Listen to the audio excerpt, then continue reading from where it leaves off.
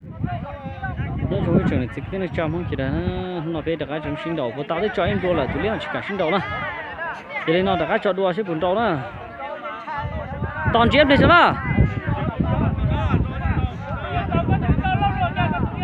châu kia là cái bỏ nó ăn chè mà đâu có xứ nữa.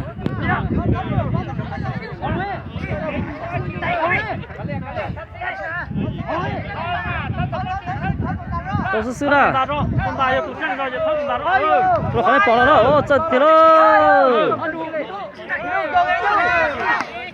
Chết tiệt rồi, đâu sai tiệt rồi, đâu sai tiệt rồi.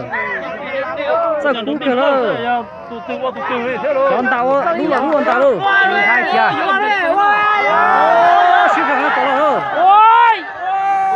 Tao nó này, bỏ rồi, nó sai tiệt rồi. Cái gì bây đi cho cảm ơn cái này. Bỏ đây. Bia hải cô. Đâu sai tiệt là. Tụi nó ra tụi giang là. Tao đâu giang kia hay bỏ nó con đâu chín nhau thế chỉ cho tên cậu là.